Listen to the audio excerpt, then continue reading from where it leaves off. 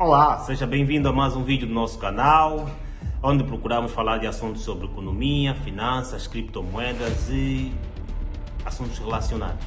No vídeo de hoje, vamos procurar falar sobre a desvalorização do Kwanza no período de 2000 a 2025.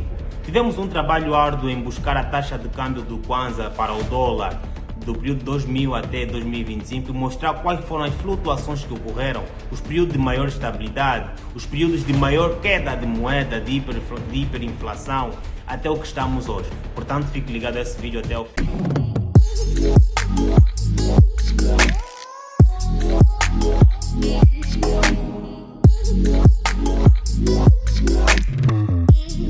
Por que será que o Kwanza perdeu tanto o seu valor quando em 2001 um dólar poderia valer 50 Kwanzas?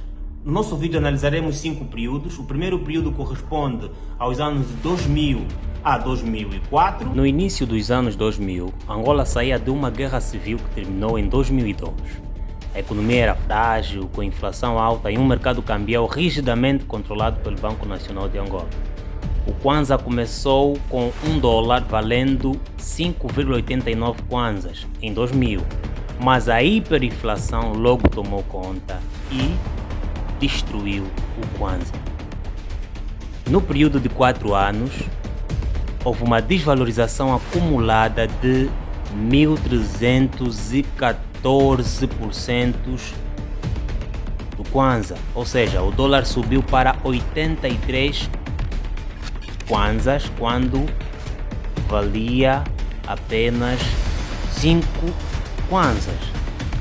O pico foi em 2001 com uma desvalorização de 274%, impulsionada pela instabilidade pós-guerra, pois viemos de uma guerra civil, e a dependência de importações. Atenção que neste período o petróleo, que mais tarde traria alívio na nossa economia, ainda não conseguia estabilizar a moeda, ou seja, nós ainda não éramos um forte produtor de petróleo e ainda não dava tanta receita assim para o orçamento geral do Estado. E a hiperinflação devastava o poder de compra dos angolanos por conta disto. O segundo período corresponde ao ano de 2005 a 2009. Angola viveu uma fase de relativa estabilidade graças ao boom do petróleo. Preços altos no mercado internacional trouxeram bilhões de dólares, permitindo ao BNA controlar o câmbio e estabilizar o Kwanza. De 2005 a 2009, o Kwanza chegou até a valorizar, caindo de 87,16 Kwanza para 75 por dólar. Uma queda de 7,57% em 2006. O terceiro período corresponde aos anos de 2010 a 2014. As taxas subiram lentamente, de 89 para 95, com variações modestas, mas nada abrupto como no período anterior ou períodos sucessores. Por isto é que este período é considerado de relativa estabilidade, pois o Kwanza mantinha-se num teto entre 80 a 90 Kwanza por dólar, o que 100 dólares fazia 9.000 Kwanzas, 8.000 Kwanzas.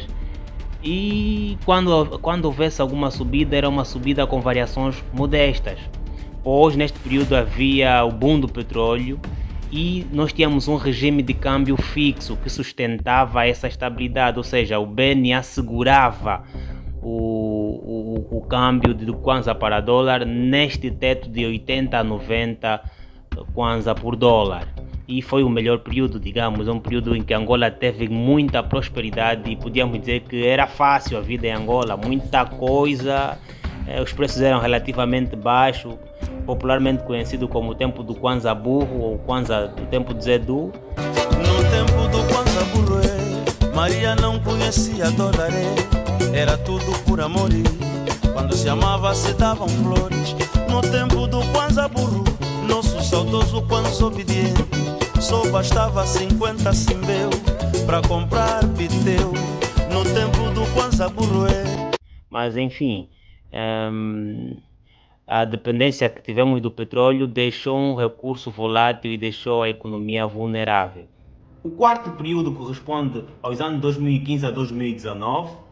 Em 2014, o preço do petróleo despencou E Angola, que depende do petróleo para mais de 90% das exportações, sofreu uma crise. E foi a pior crise que Angola teve. Esta crise, derivada pela queda do preço de petróleo, gerou uma escassez de dólar. Por quê? Porque quando Angola vendia barris de petróleo, recebia dólares em troca. E quando o preço do barril de petróleo cai, mesmo que se vendesse muitos barris, haviam poucos dólares a entrar na economia. Isto gerou a crise de petróleo e começamos também a sofrer uma crise cambial. Neste mesmo período, 2014 a 2020, 2022, houve alguns acontecimentos paralelos à crise de petróleo. Um deles foi o facto de Angola ter entrado na lista negra dos Estados Unidos. Eu vou explicar bem como é que isto aconteceu. Haviam bancos intermediários que vendiam dólares diretamente para Angola. É como se fosse no mercado Forex, onde bancos podem fazer transações de moedas, mesmo que não tivesse um produto direito a se vender. Simplesmente se comprava e se vendia a moeda. O Banco da América era o principal banco que vendia dólares para Angola. E no ano de 2014 ele decidiu abandonar as operações em Angola por questões de corrupção e suspeitas de financiamento de terrorismo. O mesmo aconteceu com o segundo banco que fazia esta mesma operação como o Banco da América, que foi o banco Standard Chartered Bank, que também decidiu fechar as operações cambiais em Angola, o que agravou ainda mais o problema e criou um buraco de escassez de divisas, ou seja, um duplo problema de escassez de divisas. Primeiro pela crise do petróleo e segundo pelo facto de bancos intermediários que faziam negociações de moeda de kwanza para dólar terem decidido abandonar o mercado angolano por conta de práticas criminosas ou suspeitas de financiamento de terrorismo. Mas, como se não bastasse ser um problema duplo para a desvalorização da moeda ou a escassez de dólares no mercado angolano, entra um terceiro problema que torna o problema triplo, que era o facto de que o BNA decide trocar de câmbio fixo para câmbio flutuante. Isto foi no ano 2018.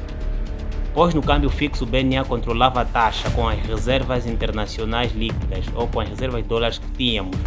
Mas o câmbio flutuante deixa o mercado, ou seja, a oferta e a demanda, determinar o valor do kwanza. Mas olha o erro que isto foi.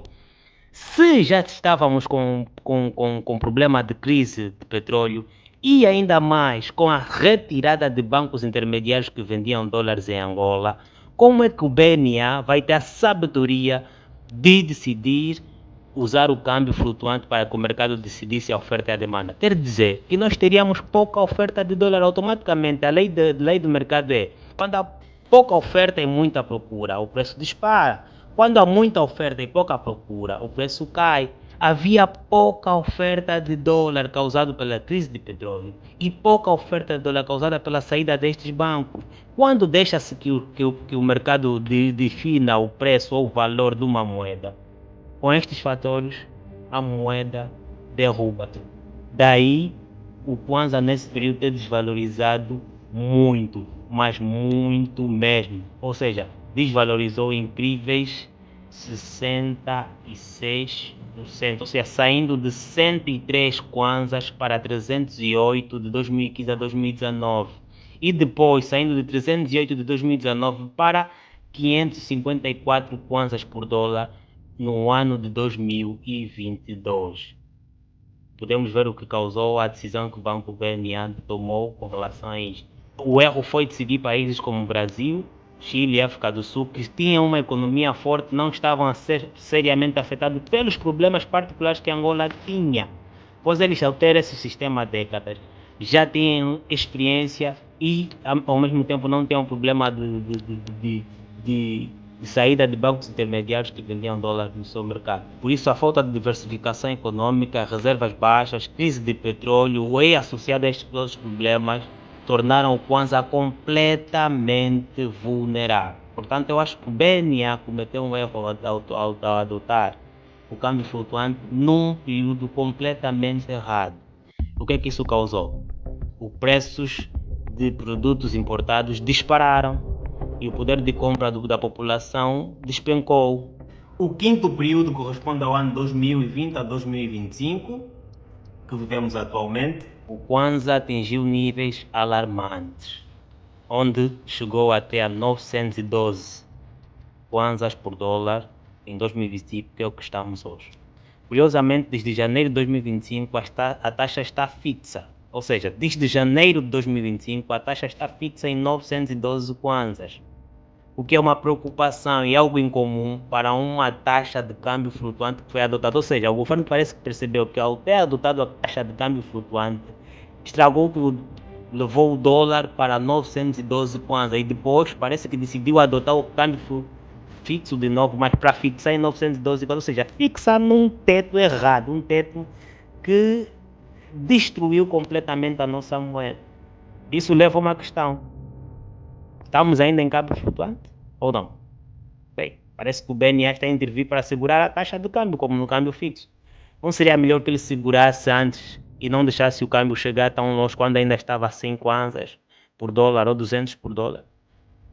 Será que ele ainda tem desejo de voltar a taxa de câmbio ao patamar anterior? Mas isso não depende simplesmente do BNA agora decidir. Precisamos de reservas líquidas de dólar forte. Precisamos de mais exportações de vários produtos, pois o petróleo, além de estar com preço baixo, temos uma dívida galopante. Então, mesmo ainda que o câmbio venha a melhorar, temos vários problemas para resolver. Não melhorará, sim. Tem problema da dívida, problema de aumentar as reservas líquidas, problema de aumentar a nossa produção nacional, PIB per capita, para que possamos ir exportar mais produtos e trazer mais dólares. E temos o problema de melhorar o cenário macroeconômico para que bancos intermediários que conseguem negociar dólar por Kwanza diretamente voltem a entrar no nosso mercado. Isso vai tirar o sufoco do câmbio, da taxa de câmbio que temos atualmente.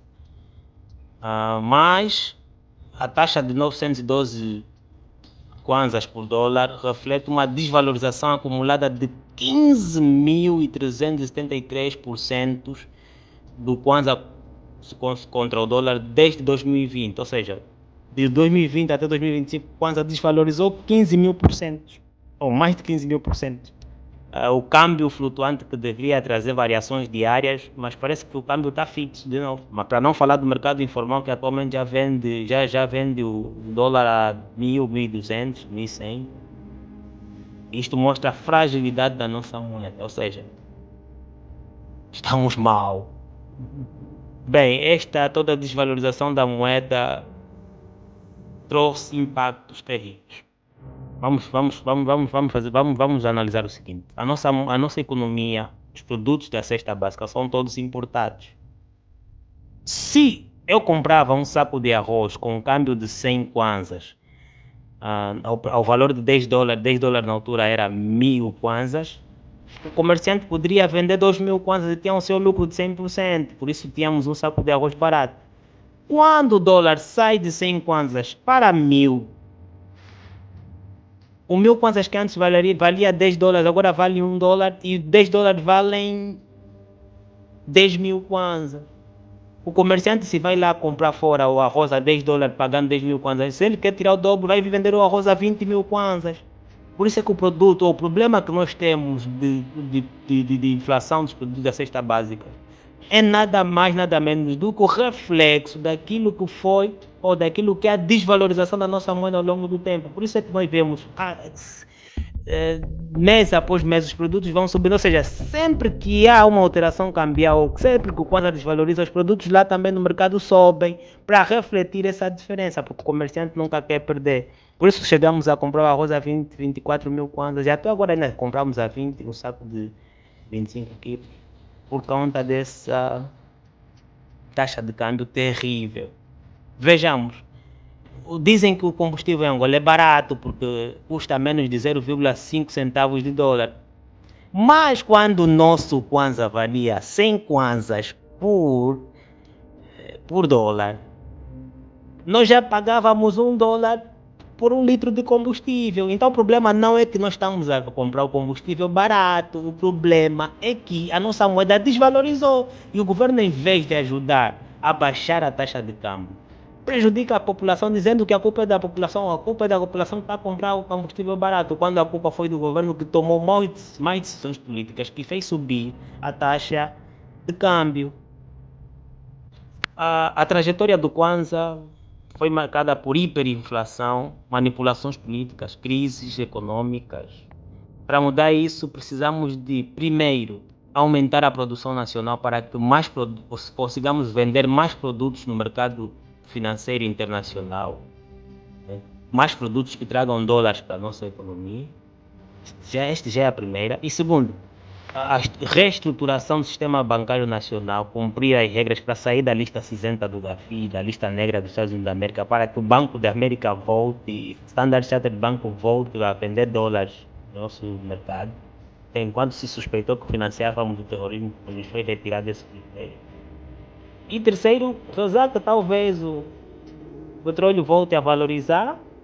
E quarto, a dívida gritante que temos com a China ser liquidada, porque muita parte da nossa produção, muitos dos dólares que vêm da venda de petróleo vai para a dívida, então os bancos nós ficamos sem petróleo.